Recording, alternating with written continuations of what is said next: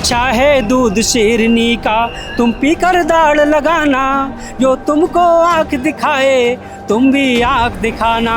Paper leak होगा तो लोगों को, जो स्टूडेंट है या जो बेरोजगार लोग हैं, उनके सामने बहुत बड़ी समस्या है। इन्हें पता नहीं कि बच्चे का पेपर होने क्या नुकसान है, किसी का मर जाने क्या नुकसान है। इन्हें सिर्फ सत्ता चाहिए बस। भूख हड़ताल को 15 दिन बीत चुके हैं। जंतर मंतर का आलम इस वक्त भी आप देख सकते हैं। चारों तरफ की एक बार तस्वीरें घुमाई है। जनता की अदालत लगी हुई है। आप मुख्यतः देख सकते हैं कि जनता की अदालत यहाँ पर लगी हुई है, जहाँ पर जनता आकर अपनी समस्याएं बता रही है। हर बीतते दिन के साथ आंदोलन में एक नया मुद्दा जुड़ जाता है। मुद्दा जनता से जुड़ा हुआ ही है, इसलिए इतनी सारी जनता भी आ गई है। इस बीच में जो रजनीश गंगवार है, जिनका एक वीडियो सोशल मीडिया पर वायरल होता है, जो कहते हैं कावड़ लेने मत जाना, ज्ञान का दीप जलाना, वो भी इस आंदोलन में आए हैं। क्या कहना चाहेंगे? हाँ, मैं आंदोलन में आया हूँ। दरअसल सोनम वांगचुक सर से बहुत मिलने की इच्छा थी, जो पर्यावरण है और सामाजिक चिंतक भी हैं, वैज्ञानिक भी हैं, और 15 दिनों से भूख हड़ताल पे बैठे हुए हैं। कोई उनसे मिलने नहीं आया। ये देश की विडंबना भी है लोकतंत्र की, और बहुत दुखद बात है। किसके मिलने का इंतजार कर रहे हैं आप लोग? मैं अब यही चाह रहा हूँ कि जिस मांग के लिए सोनम वांगचुक जैसे वैज्ञानिक यहाँ पे बैठे हुए हैं कि शिक्षा में बदलाव हो, वो जो चाह रहे हैं, अब वो बदलाव होना चाहिए। और मैं इसी इंतजार में हूँ कि जल्दी से जल्दी जो है जिस मांग के लिए वो बैठे हुए उसे पूरा हो। क्या क्या देखा आपने इस आंदोलन में आज? आंदोलन में यही देखा कि विभिन्न पूरे देश भर से विभिन्न जो है प्रदेशों से, विभिन्न शहरों से लोग आए हुए हैं, और विभिन्न जो है जागरूक छात्रों के संगठन भी हैं, जागरूक लोग यहाँ पर आए हुए हैं। और लोकतंत्र को एक साफ सुथरा लोकतंत्र, मतलब जो ईमानदार हो, सच्चा हो, शिक्षा की व्यवस्था को बदलने वाले हैं। अच्छा, क्या कॉकरोच पे भी आपने लिखा है, इस आंदोलन पे भी आपने लिखा है? क्योंकि रजनीश गंगवार लिखते हैं। नहीं, फिलहाल कॉकरोच पे तो मैंने कुछ नहीं लिखा है। हाँ, लिखता जरूर हूँ, इस पर अभी मैंने कुछ नहीं लिखा है। शिक्षा व्यवस्था पे कुछ लिखा है? हाँ, शिक्षा व्यवस्था पे लिखा है कि शिक्षा जो है बदलाव होना चाहिए, और जब तक मानवीय मूल्य शिक्षा के साथ नहीं जुड़ेंगे तब तक हमारा देश आगे नहीं बढ़ सकता है। और एक कविता है मेरी, तो शिक्षक होने के नाते मैं एक कविता जरूर सुनाना चाहूँगा, और सभी से मेरा अनुरोध भी रहेगा कि उस कविता को जन जन तक पहुँचाएं। अगर शिक्षित व्यक्ति मानवीय मूल्यों से भरा हुआ नहीं होगा, वो सत्यनिष्ठ और कर्तव्य प्राण नहीं होगा, तो वो देश की हानि ही पहुंचाएगा। इसलिए शिक्षा जरूरी बहुत है, लेकिन मानवीय मूल्यों के साथ जरूरी है, ताकि हम लोकतांत्रिक मूल्यों के साथ एक नए भारत का निर्माण कर सकें। ये है शिक्षा है दूध शेरनी का, तुम पीकर दाढ़ लगाना, जो तुमको आँख दिखाए तुम भी आँख दिखाना। शिक्षा है दूध शेरनी का, तुम पीकर दाढ़ लगाना, जो तुमको आँख दिखाए तुम भी आँख दिखाना। ज्ञानशील विज्ञान बढ़ाओ, तर्कशील हो चिंतन, ना स्वार्थ हो मन में कोई, हो सच्चाई का मंथन। मानवता है सबसे ऊपर, तुम कर्म को धर्म बनाना, सत्य आचरण परोपकार को जीवन में अपनाना। मत फंसना गोरख धंधों में, पाखंड को दूर भगाना, ज्ञान का दीप जलाकर पथ में आगे बढ़ते जाना। शिक्षा है दूध शेरनी का, तुम पीकर दाढ़ लगाना, जो आँख दिखाए तुम भी उसको आँख दिखाना। देश बनेगा श्रेष्ठ हमारा जब हम सब पहरेदार बने, भ्रष्ट आचरण कहीं दिखे तब हम सब थानेदार बने। जिम्मेदारी हो हम सब की, आचरण हमेशा स्वच्छ बने, जाति धर्म का भेद मिटे सब हंसते खिलते फूल बने। शिक्षा धर्मों से ऊपर हो, सब तर्कशील विद्वान बने, खुद के भाग्य विधाता हो, मानवता का कल्याण बने। शिक्षा है दूध शेरनी का, तुम पीकर दाढ़ लगाना, जो तुमको आँख दिखाए तुम भी आँख दिखाना। ये कविता माननीय सोनम वांगचुक सर को समर्पित है। क्या कहना चाहेंगे इस आंदोलन पर? मैं इस आंदोलन का कहना चाहूँगा कि जो आंदोलन चल रहा है, इतने लोग इकट्ठे हो रहे हैं, और जो इनका मेन उद्देश्य है कि धर्मेंद्र प्रधान का जो इस्तीफा है वो जरूर होना चाहिए, नैतिकता के आधार पर उन्हें दे देना चाहिए। कहाँ से आए हैं आप इस आंदोलन के लिए? मैं बरेली से आया हूँ। बरेली से आए हैं। बताइए, इस आंदोलन पे तो आरोप लगाए जा रहे हैं कि टुकड़े टुकड़े गैंग शामिल है, देश को तोड़ने की बात हो रही है। वो इसके पीछे जो बीजेपी है ना, उसकी पूरी मंडली है, वो ऐसे आरोप लगाती रहती है, वो सब झूठ है, वो सब गलत है। अच्छा, पेशे से आप प्रोफेसर हैं? हाँ, प्रोफेसर हूँ। शिक्षा के हालात को जब आप देखते हैं बतौर शिक्षक, कैसा महसूस कर पाते हैं? शिक्षा का स्तर जो लगातार गिरता चला जा रहा है, और जो सरकार की जो जिम्मेदारी होनी चाहिए कि जो परीक्षाएं होती हैं, जो ये परीक्षा लेते हैं, वो सब लीक होता जा रहा है, तो वो स्तर जो है इसका डाउन हो रहा है। और आप देखिए कि चाहे नीट का पेपर हो, एसएससी का पेपर हो, अभी यूजीसी नेट का पेपर हो, सब पेपर लीक हो रहा है। तो ये इनकी जिम्मेदारी है कि ऐसा ना हो कि हर पेपर लीक होता रहा, और पेपर लीक होगा तो लोगों को, जो स्टूडेंट है या जो बेरोजगार लोग हैं, उनके सामने बहुत बड़ी समस्या है। सोनम वांगचुक के हालात तो बिगड़ते जा रहे हैं, 7 किलो उनका वजन घट गया है, मुलाकात भी आप लोग करके आए हैं, कैसा लग रहा है? ये है, इसमें सरकार को ध्यान देना चाहिए, जो इनकी मांग है उसको ये पूरा करें, उसको माने, और जो धर्मेंद्र प्रधान है उनको इस्तीफा देना चाहिए। धर्मेंद्र प्रधान को इस्तीफा देना चाहिए, क्या कहना चाहेंगे? हाँ मैम, बिल्कुल इस्तीफा देना चाहिए।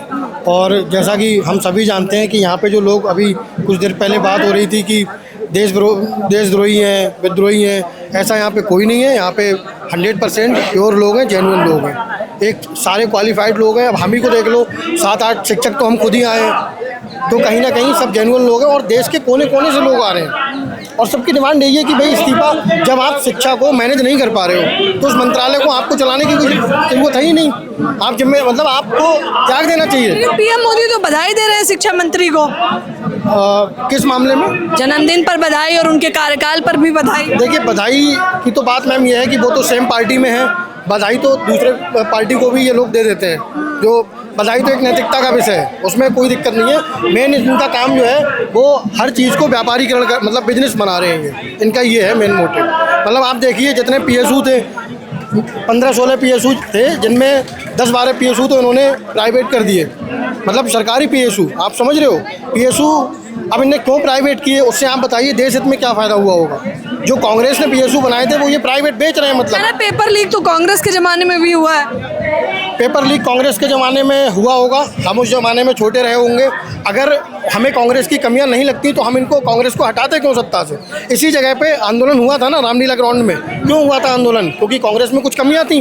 अब आपको बिठाया आपने, तो कांग्रेस ने जो 70 साल में नुकसान नहीं पहुंचाया देश को, कांग्रेस ने तो बनाई है चीज़ें, लेकिन आप तो जो बनी हुई चीज़ें उनको ख़राब कर रहे हो। आपने 10-12 साल में वो सारी चीज़ें खराब कर दी। किसी भी चीज़ को प्राइवेट कर देना, किसी भी चीज़ को बेच देना, ये बिल्कुल भी देश हित में नहीं है। आप ये समझिए, हर चीज़ को आप कॉन्ट्रैक्ट पे कर देंगे। आप मेरी बात को थोड़ा समझिए, अगर हर चीज़ को आप कॉन्ट्रैक्ट पे कर देंगे, जैसे मैं सरकार हूँ, मैंने किसी को प्राइवेट बेच दी सरकारी चीज़ कि भाई तुम इतने पैसे में मैं तुम्हें बेच रहा हूँ, और बैकडोर से पैसा भी ले लिया। ऑफिशियली मैंने कम दिखाया, मतलब 2 रुपये दिखा दिए, 1 रुपये दिखा दिया, 1 रुपये में एकड़ ज़मीन दे रहा हूँ मैं, और ऑफिशियली बैकडोर से पैसे ले लूँ मैं, तो मेरा काम भी बन गया। जनता को भी मैंने दिखा दिया कि प्राइवेटाइजेशन कर रहे हैं हम, उसके फ़ायदे भी गिना दिए, जबकि उसका कोई फ़ायदा नहीं है। आप किसी भी डिपार्टमेंट में चले जाइए, सिवाय उसके नुकसान के कोई फ़ायदा नहीं है, उसका पूरा लोड जनता पे पड़ता है। निजीकरण भी देश की बर्बादी का एक इशारा है जो सरकार करती जा रही है, क्या कहना चाहेंगे? मैम, मेरा नाम राजवीर सिंह राठौड़ आसोटा, और मैं राजस्थान से आया हूँ। और जिस तरह के कोई भी स्टूडेंट है, घर परिवार से 4-5 साल बाहर रह के पढ़ाई करता है, और ऑन द स्पॉट क्या है कि परीक्षा पेपर लीक हो जाता है, तो जो मिडिल क्लास परिवार है, उन लाखों रुपए लगा के उनका जो है समय, पैसा, सब कुछ बर्बाद हो रहा है। और यही नहीं, ये जो गवर्नमेंट है देश के नौजवानों के साथ, यंगस्टर के साथ बहुत गलत कर रही है। क्योंकि आपने देखा होगा, पहले हम गांव से बिलोंग करने वाले, हमारे गांव में जब भी हम सुबह मॉर्निंग वॉक पे निकलते थे, वो कम से कम 10, 20, 50 लड़के हैं रोड पे दौड़ते थे। आज की डेट में एक भी बंदा रोड पे दौड़ता हुआ नहीं दिखता है। रीज़न क्या है? क्योंकि जो आर्मी की जो तैयारी करता है, 4-5 साल लगा के मेहनत करता है, फिर वो कश्मीर जैसी जगह पे भी जाता है जहाँ आतंकवादी एक्टिविटी होती है, सीने पे गोली खाने के लिए भी तैयार है, तो पैसों के लिए नहीं जाता, उसमें देश सेवा का एक जज्बा होता है। सरकार को क्या कहना चाहिए? सरकार ने जो आर्मी में जो काम कर रहे हैं उनको भी अग्निवीर कर दिया, एक तरह से वे कॉन्ट्रैक्ट पे ठेका कर दिया, उनको 4-5 साल में गवर्नमेंट यूज एंड थ्रू कर देगी।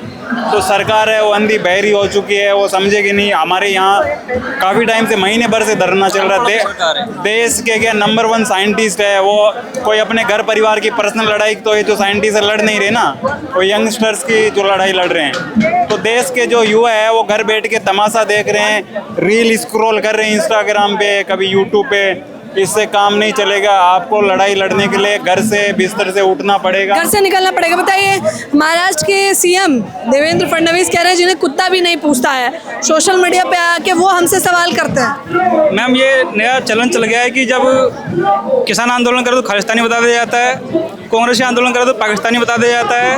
और आज मैं उत्तराखंड रुद्रपुर से आया हूँ। मैं उस दिन से हद ज़्यादा हुआ जब धर्मेंद्र प्रधान ने बोला जो उनको सपोर्ट कर रहे हैं CJP को, वो हैं दहशतगर्दों की बी टीम। दहशतगर्दों की बी टीम।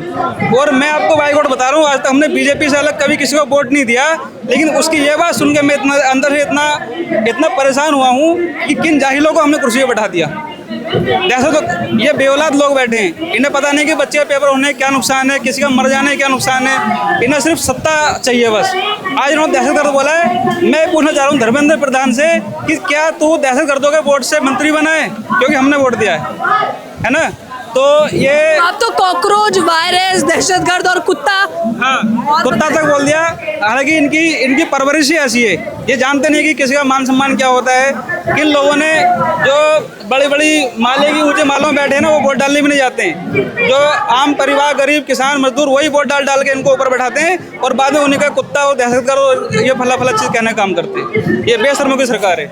क्या नाम है आपका? मैंने नाम जय भगवान। कहाँ से आए हैं? मैं तो दिल्ली में हूँ। हाँ, दिल्ली से ही आए हैं। तमाम देशवासी अलग अलग जगहों से आ रहे हैं, आंदोलन में शामिल हो रहे हैं।